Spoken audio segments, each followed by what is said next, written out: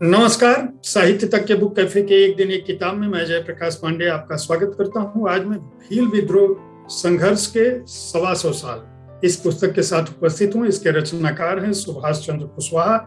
सुभाष चंद्र कुशवाहा 1961 में उत्तर प्रदेश के कुशीनगर में पैदा हुए। उन्होंने विज्ञान से स्नातकोत्तर की पढ़ाई की और 3 दशकों से हिंदी कथा साहित्य में अपनी लेखों, अपनी पुस्तकों से उनका एक दखल रहा है। 3 कविता संकलन, 5 कहानी संकलन प्रकाशित हो चुके हैं। कई इतिहास पर आधारित पुस्तकें प्रकाशित हो चुकी हैं। शोधात्मक पुस्तक प्रकाशित हो चुकी है। कबीर पर काम किया है। किसान और बेसहारा तबके के प्रति या आंदोलनों के प्रति उनकी एक अलग नजर रही। भील विद्रोह उन्होंने बहुत ही मार्मिक ढंग से, शोधपरक ढंग से लिखी है। उनका कहना है कि आदिवासी समुदाय के प्रति जो हमारी दृष्टि है वो अपने आप में गलत है, क्योंकि वह दृष्टि अभिजन बनाम अभिशप्त जन के रूप में रही। हम सुहड़ बनाम फुहड़ के मनोरोग से ग्रसित रहते हैं और भारतीय भूभाग पर बाहर से आए अश्वारोहियों ने यहाँ के मूल निवासियों को बेदखल कर दिया और मूल निवासी आदिवासी थे, ऐसा उनका मानना है। उनका कहना है कि अभिजन ने शारीरिक ताकत से युक्त भीलों को शिक्षा और आधुनिक साधनों से दूर रखा और दूर रखने के अलावा न केवल उनकी संपत्ति और उनके इलाके पर कब्जा किया, बल्कि उनको जंगलों में खदेड़ दिया। यही वजह है कि उन्होंने अपढ़ता के चलते उनके भीतर बहुत सारी कुरीतियां, अंधविश्वास, बुरी प्रथाएं आ गई और बाद में हमने उन्हें बर्बर और लुटेरी नस्ल कहना शुरू किया। उनका कहना है कि जो राजपूतों की अश्व सेना है उसका भीलों ने बहुत मुकाबला किया और अन्न पर जो सक्षम तबका था, जो बाहर से आए हुए लोग थे, उन्होंने मैदानी इलाकों पर चूंकि कब्जा करके जंगलों में उनको खदेड़ दिया था, इसलिए वो भूखमरी के शिकार हुए।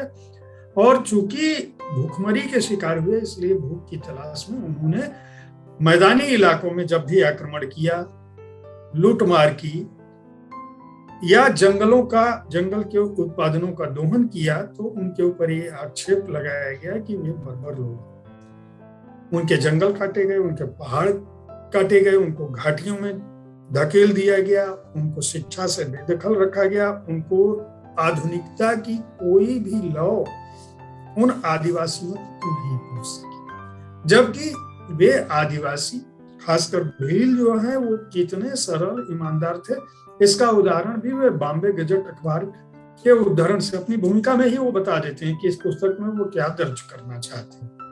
उन्होंने लिखा है कि एक थानेदार ने एक रईस भील के यहाँ छापा मारा और 100 रुपए का जुर्माना लगा दिया, दंड लगा दिया। उस भील को लगा कि 100 रुपया बहुत बड़ी राशि होती होगी, तो उसने थानेदार से कहा कि भाई अगर मुझे घर जाने दो तो मैं तुम्हें जो ड्रम में पैसे रखा हूं गाड़ के, उसमें से निकाल के तुमको पैसा दे दूंगा।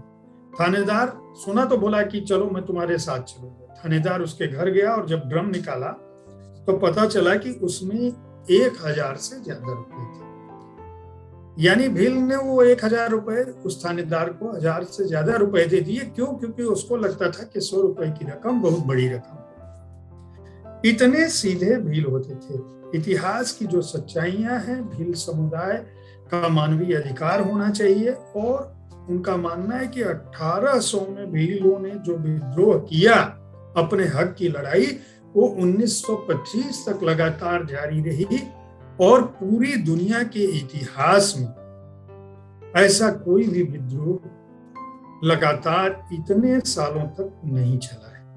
यही वजह थी कि उन्होंने ब्रिटिश लाइब्रेरी के कैटलॉगों को निहारा है, उस समय के अखबारों को निहारा है, ब्रिटिश न्यूज़पेपर्स की आर्काइव को निहारा है, नेशनल लाइब्रेरी ऑफ ऑस्ट्रेलिया की मदद ली है, न्यूयॉर्क टाइम्स जर्मनी के अखबारों की मदद ली है और बहुत ही गहन अध्ययन के साथ, अभिलेखीय दस्तावेजों के अध्ययन के साथ उन्होंने इस पुस्तक को लिखा है। इस पुस्तक में कई खंडन और तमाम परिशिष्टियां भी हैं। 3 खंडों में यह पुस्तक विभाजित है। पहले भाग में उन्होंने भील जनजाति के बारे में बताया है, खानदेश के बारे में बताया है, मध्य भारत और खानदेश के भीलों के प्रति अंग्रेजों की नीति क्या रही है यह बताया है, और इस समय का खानदेश और मध्य भारत का भील विद्रोह और उसके नायक कौन से लोग हैं इनका जिक्र किया है। उसके बाद 1833 के विद्रोह तक आते हैं। दूसरे भाग में उन्होंने राजपूताना, रेवकांटा, माहीकांटा एजेंसी और भील के बारे में सामान्य परिचय दिया है और वहां के भील विद्रोह और उनके नायकों की बात की है। तीसरे भाग में उन्होंने Tantia Bhil, the great Indian moonlighter की बात की है, खेमा नायक का जिक्र किया है। ऑस्ट्रेलियाई अखबारों में जननायक टंटिया भील की बहादुरी के किस्से इनका भी उल्लेख किया है, और यह पुस्तक चित्र भी उन्होंने इसके अंदर दिए हैं, ब्रिटिश लाइब्रेरी से लिए हैं। बहुत सारे चित्र के साथ, अखबारों के पन्नों के साथ उन्होंने इस पुस्तक को एक महत्वपूर्ण पुस्तक के रूप में स्थापित किया है। जो लोग भारतीय इतिहास में रुचि रखते हैं, जो लोग भारतीय समुदाय में रुचि रखते हैं, जिनको आदिवासी और भीलों के जीवन में रुचि है, उनके लिए यह एक महत्वपूर्ण पुस्तक है। इसमें परिशिष्ट बहुत सारी हैं, यानी ओरिजिनल मैटर भी उन्होंने रख रखा है।